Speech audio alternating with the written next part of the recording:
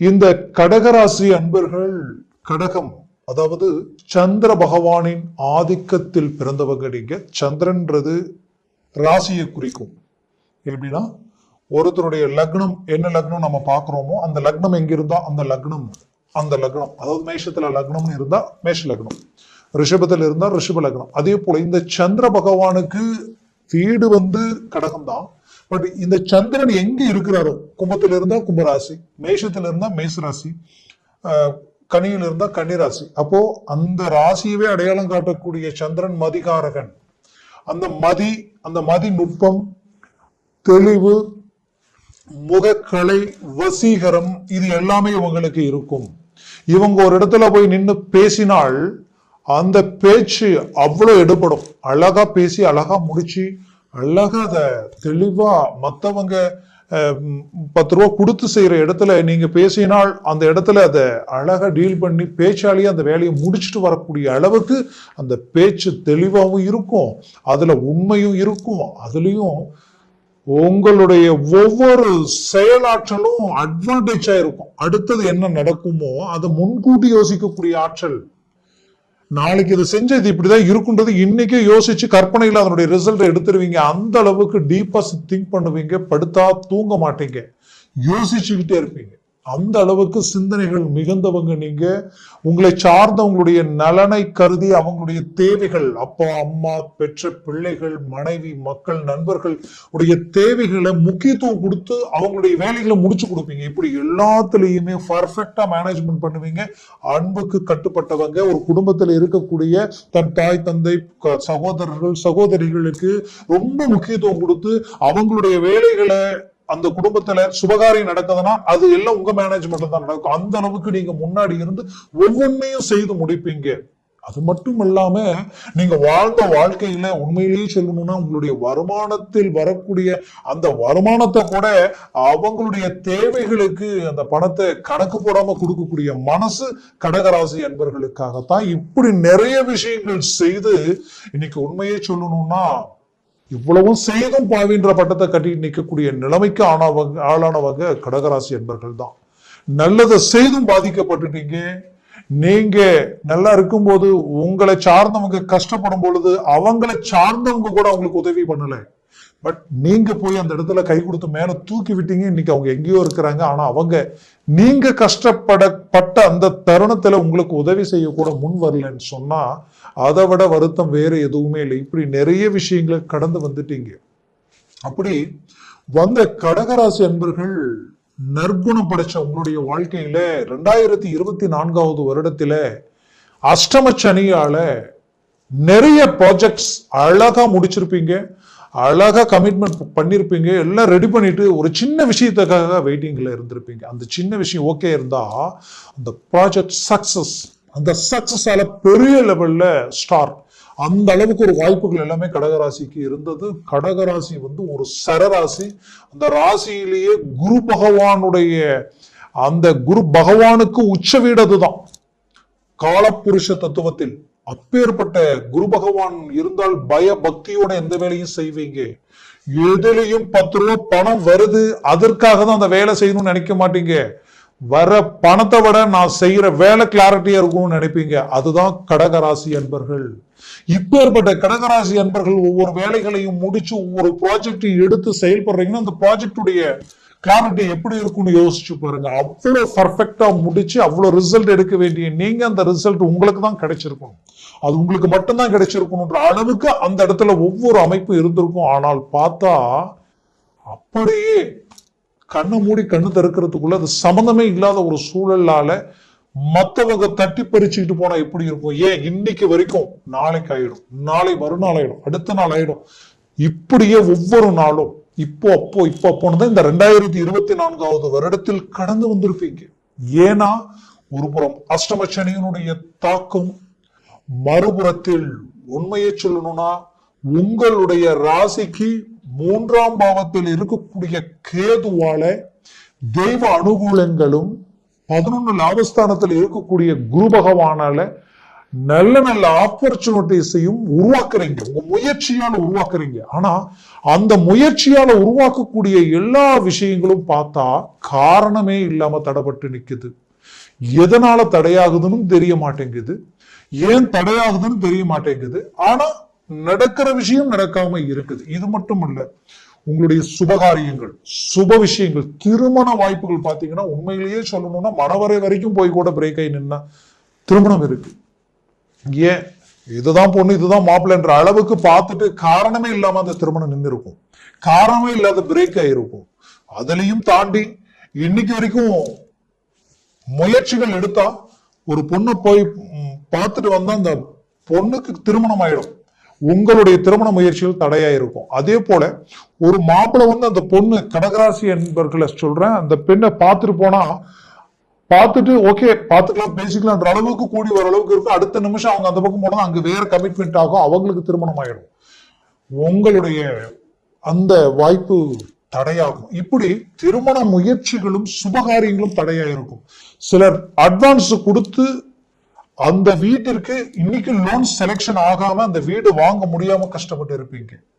இதுலயும் கொடுமை என்னன்னா, கஷ்டப்பட்டு ஆசையா கட்டி உருவாக்கி அந்த வீட்டை இன்னைக்கு நாம் அந்த வீட்டுல வாழணும்னு நினைச்ச வீடு இன்னைக்கு கடன் சுமைகளால அந்த வீட்டையே விற்கக்கூடிய நிலைமைக்கு ஆளானவங்க மன அழுத்தம் இன்னைக்கு அதற்கு சொல்லி அதை புரிய வைக்க முடியாதுன்ற அளவுக்கு மன வலிகள் அனுபவிச்சிருப்பீங்க கடகராசி என்பவர்கள்.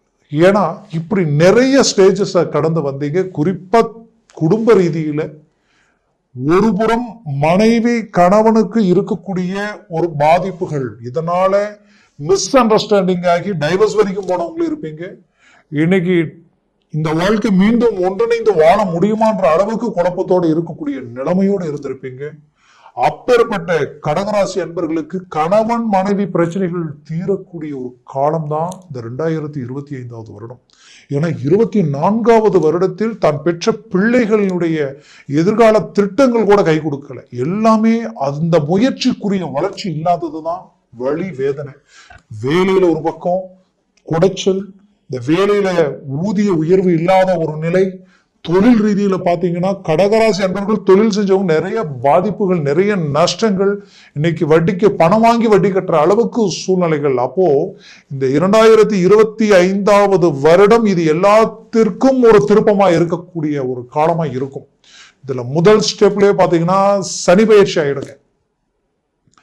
இந்த வருடம் ஜனவரி மாதம் 5ஆம் தேதியே உங்களுக்கு குரு வக்கர நிவர்த்தி ஆயிடும். வக்கர நிலையில் குரு பகவான் இருந்தால் எந்த சுபகாரியம் செய்ய முடியாது, எந்த நல்ல விஷயத்தையும் கமிட் பண்ண முடியாது, உங்களுடைய சுய யோசனைகளை வேலை செய்யாது. அந்த அளவுக்கு எல்லாம் கடந்த காலகட்டங்களில் பாதிப்பு கொடுத்திருக்கும். சிலருக்கு பேக் பெயின், முட்டி, அதே நேரத்தில் பின்னாடி கழுத்து வரைக்குமே பிரச்சனைகள் கொடுத்திருக்கும். அது ஒற்றை தலைவலி வரைக்கும் பாதிச்சிருக்கும். இந்த மாதிரியான ஷோல்டர் பெயின் வரைக்குமே அந்த பாதிப்புகள் இருந்திருக்கும் கடகராசி என்பவர்களுக்கு. இது வரைக்கும் எந்த சொல்யூஷன், எந்த முயற்சி எடுத்தாலும் அந்த மருத்துவ ரீதியில் ஒரு மேன்மைகள் கிடைச்சிருக்காது. இப்போ வரக்கூடிய தருணங்களில் 2025 பாத்தீங்கன்னா ஆட்டோமேட்டிக்காவே இது கிளியர் ஆகக்கூடிய வாய்ப்புகள் உண்டாகும். அதற்குரிய சரியான மருத்துவ வாய்ப்பு உங்களுக்கு கிடைக்கும். அடுத்தது பாத்தீங்கன்னா உங்களுக்கு இந்த 2025வது வருடம் பிறந்ததுமே பாத்தீங்கன்னா ஒருபுறம் குரு வக்கர நிவர்த்தியினுடன் அடுத்த மார்ச் மாசம் 30ஆம் தேதி பாத்தீங்கன்னா சனி பெயர்ச்சி உருவாகிடும். உங்களுடைய அஷ்டமச்சனி நீங்க போகுது, உங்களுடைய ஒட்டுமொத்த கஷ்டங்களும் விலக போகுது. வாழ்க்கையில ஒரு தண்டனை அனுபவிக்கிற மாதிரி இருக்கு, என்னன்னே தெரியல, வேதனையாகவே இருக்கு. எதை தொட்டாலும் நஷ்டம், எது எடுத்தாலும் பிரச்சனை நினைச்ச உங்களுக்கு தொட்டதெல்லாம் வெற்றி, தொட்டதெல்லாம் சக்சஸ். வாழ்க்கையில இதை விட ஒரு நல்ல ஆப்பர்ச்சுனிட்டி உங்களுக்கு எதுவுமே இல்லை. ஏன்னா இந்த சனி பகவான் உங்களுக்கு பாக்கிய சம்பந்தப்பட்ட இடத்துல நிக்க போறார். அவரது பார்வை விழக்கூடிய இடம் பாத்தீங்கன்னா உங்களுடைய லாபஸ்தானத்துல விடுது. சனி பார்வை லாபஸ்தானத்துல இருந்தால், குரு கொடுத்தால், ராகு கொடுத்தால், மற்ற கிரகங்கள் கொடுத்தால் சனி கெடுப்பார். சனி கொடுத்தால் எவர் கெடுப்பார்னு சொல்லுவோம், யாராலையும் எடுக்க முடியாது. அப்பேற்பட்ட சனி பகவானுடைய பார்வை உங்களுக்கு மிகுதியான லாபத்தை கொடுக்க போகுது. தொழிலில் இத்தனை காலமா நீங்க பட்ட நஷ்டங்களை சரி செய்து பெரிய லெவலில் வளர்ச்சி அடைய போறீங்க.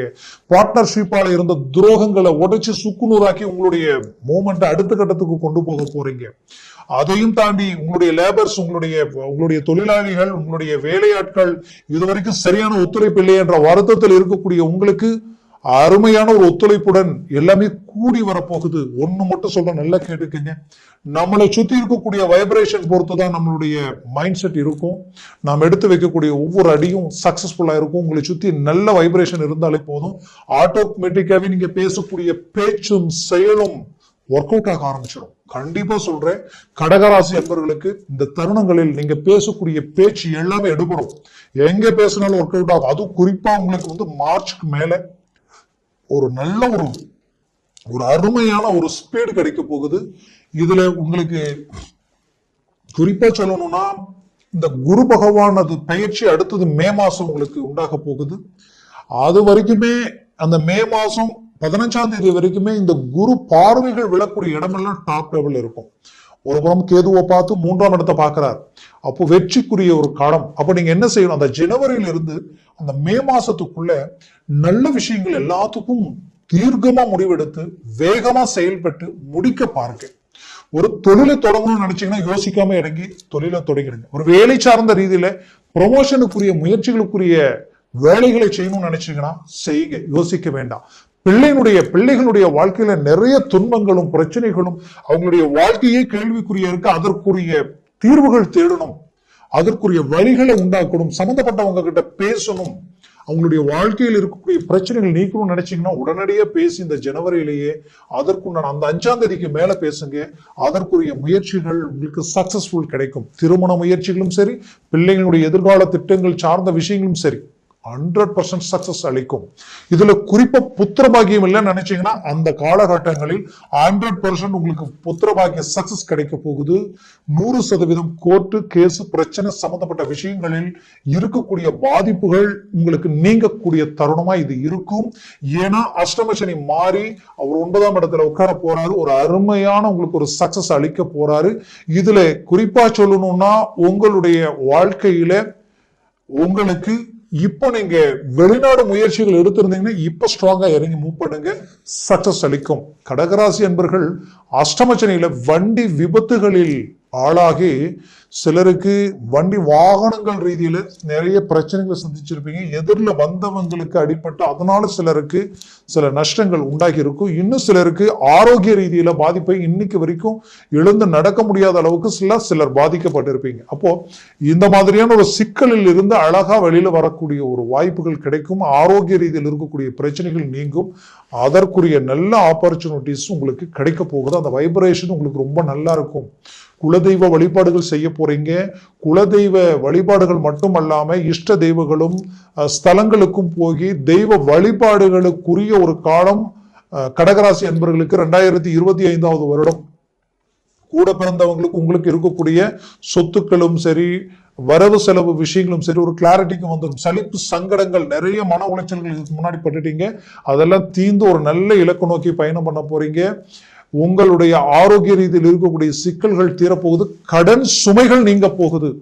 மொத்தத்துல எங்க உங்களுடைய மதிப்பு, அந்தஸ்து, கௌரவம், கொடுத்த வாக்கு காப்பாற்ற முடியாம, வாங்கின இடத்துல பணம் கரெக்டா கொடுக்க முடியாம, நமக்கு எதிரில் நின்று பேச தகுதி இல்லாதவங்க கூட நம்மளை பேசக்கூடிய நிலைமைகள் உருவாயிடுமோன்ற ஒரு பயம், பதட்டம் எல்லாத்துக்கும் பதிலடி கொடுத்து மீண்டும் ஒரு நல்ல ரீஎன்ட்ரி கொடுத்து ஒரு அருமையான இலக்கு நோக்கி பயணம் பண்ண போறீங்க. இதற்குரிய ஒரு அருமையான காலம் இந்த 2025ஆவது வருடம். கரெக்டா பாத்தீங்கன்னா 2025ஆவது வருடம் மே மாசம் 17ஆம் தேதி ராகு கேது பயிற்சி ஆயிடும். அப்ப எல்லாமே உங்களுக்கு ஓரளவுக்கு பாசிட்டிவான ஒரு நிலையை நோக்கி வருது. மொத்தத்துல மனபாரம் தீரப்போகுது. ரொம்ப நாளா இழுவையில் இருக்கக்கூடிய பிரச்சனைகளுக்கு தீர்வு கிடைக்க போகுது. 100% சக்சஸ்ஃபுல்லான ஒரு லைஃப் 2025 உங்களுக்கு கிடைக்க போகுது. அதனால மூவ் பண்ணுங்க, காலதாமதங்களை பண்ணாதீங்க. ஜனவரி பிறந்து 5ஆம் தேதியிலிருந்தே உங்களுடைய வளர்ச்சிக்குரிய காலம். அதுவும் அந்த மே மாசத்து வரைக்குமே நீங்க ரொம்ப ஸ்ட்ராங்கா, நீங்க ஹார்ட் ஒர்க், கடின உழைப்பாளிகளா நீங்க இருக்கணும். அதனால மூவ் பண்ணுங்க. 100% சக்சஸ் கிடைக்க போகுது.